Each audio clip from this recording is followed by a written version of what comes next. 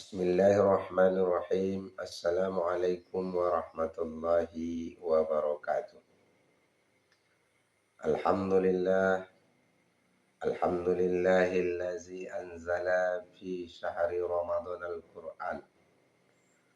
Hudan linnasi wa bayyinatin minal huda wal furqan. Ashhadu an la ilaha illallah wahdahu la syarika lah.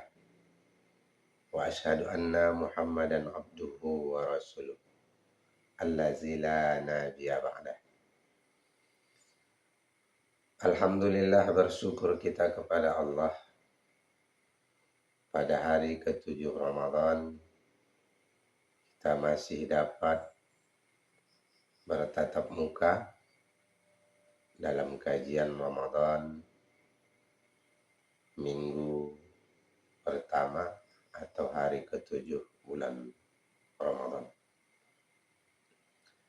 Tak lupa bersolawat kepada baginda Rasulullah Sallallahu Alaihi Wasallam. Mudah-mudahan kita semua mendapatkan syafaatnya di yaumil akhir kelak. Amin. Allahumma amin. Pertama sekali yang saya hormati yaitu Bapak Kepala Kantor Kementerian Agama Kabupaten Labuhan Batu Utara, yaitu Bapak Jul Sukri Mangandar Limbong SAGMN. Dan juga hormat yang sama kepada Bapak Kepala Seksi Bimas Islam Kantor Kementerian Agama Kabupaten Labuhan Batu Utara. Dan juga hormat yang sama kepada Ketua Kelompok Penyuluh Agama Islam Kantor Kementerian Agama Kabupaten Labuhan Batu Utara, yaitu Bapak atau Al-Ustaz atau Abang Anda Muhammad Al-Bahri Tanjung SAG. Mudah-mudahan kita semua sehat dan dimudahkan segala urusan kita oleh Allah Subhanahu wa Ta'ala. Amin. Amin ya rabbal alamin. Hadirin jamaah yang dirahmati oleh Allah Subhanahu wa Ta'ala. Ramadan adalah bulan yang sangat istimewa. Jika kita mengibaratkan hidup ini adalah sebuah perjalanan yang panjang, yang melelahkan, maka Ramadan adalah sebuah rest area atau tempat beristirahat sekaligus bengkel. Bengkel apa? Yaitu bengkel untuk memperbaiki diri kita. Dan tahukah kita apa instrumen utama dalam bengkel ini? Instrumen utama dalam bengkel ini adalah Al-Quran. Bulan ini sering disebut dengan bulan Syahrul Quran atau bulan Al-Quran. Mengapa demikian? Karena disinilah Allah menurunkan pedoman hidup bagi manusia, agar kita tidak hanya sekedar menjalani Ramadan dengan lapar dan haus, tapi mari kita jadikan bulan ini sebagai madrasah Al-Quran, yaitu melalui 3 langkah sederhana. Apa itu? Yang pertama adalah tilawah Al-Quran atau kualitas. Di bulan ini jangan biarkan lisan kita kering dari melafalkan ayat-ayat Allah. Rasulullah mencontohkan interaksi yang sangat intens dengan Al-Quran. Bahkan malaikat Jibril datang setiap malam pada bulan Ramadan untuk bertadarus bersama Rasulullah SAW. Bahkan malaikat Jibril datang di setiap malam pada bulan Ramadan. Jadi mari kita tingkatkan kuantitas bacaan kita. Jadikan mushaf sebagai teman setia di setiap jeda waktu. Setiap jeda waktu sholat atau saat sedang menunggu. Ingatlah wahai saudaraku, satu huruf yang kita baca bukan hanya main-main, akan tetapi bernilai pahala 10 kebaikan. Yang kedua, yaitu tadabbur atau kualitas. Jangan hanya sekedar mencapai target khatam. Kita perlu tadabbur dengan merenungi maknanya. Apa gunanya kita membaca panduan kehidupan jika kita tidak mengerti maksudnya?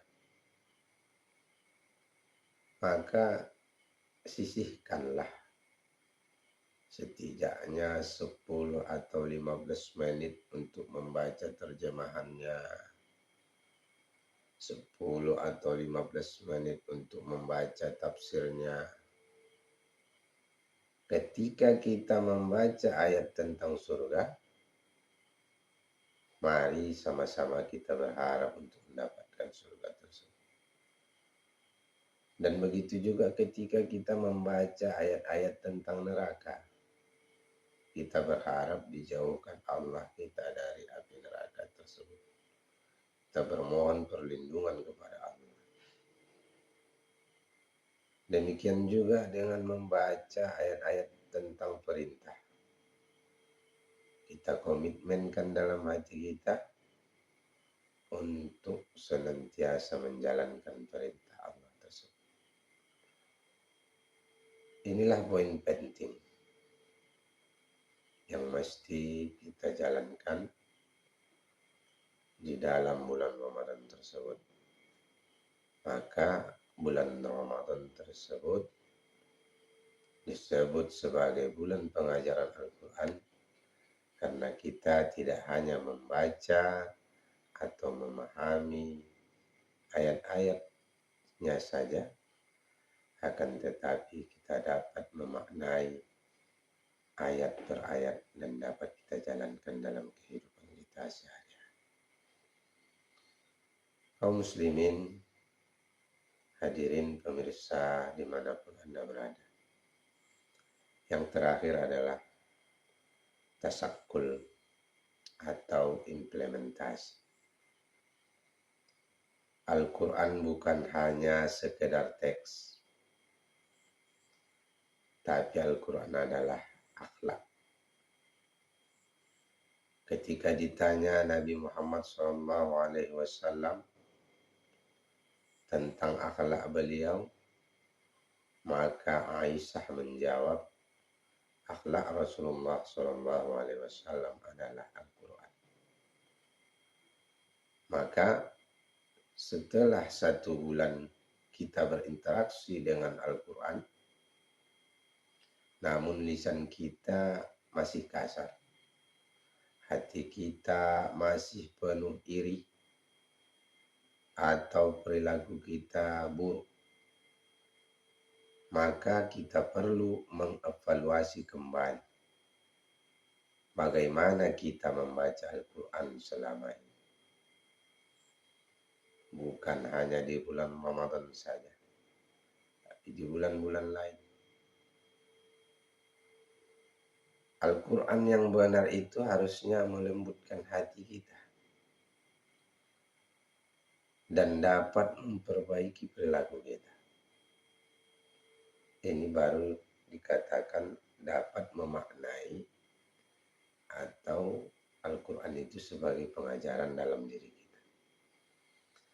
Hadirin pemirsa dimanapun Anda berada, sebagai penutup, mari kita jadikan Ramadan tahun ini sebagai titik balik Jangan sampai kita menjadi yang membaca Al-Quran, tapi Al-Quran tidak membekas di hati kita. Jadikan Al-Quran sebagai kurikulum yang tetap dalam hidup kita, bahkan setelah Ramadan berakhir. Bukan hanya di Ramadan saja. Semoga Allah menjadikan kita bagian dari Ahlul Quran. Orang-orang yang dicintainya, yang selalu menjaga petunjuknya, dan dikumpulkan bersama Rasulullah Sallallahu Alaihi Wasallam di surga kelak. Amin ya Rabbal Alamin. Mungkin ini saja yang dapat saya sampaikan.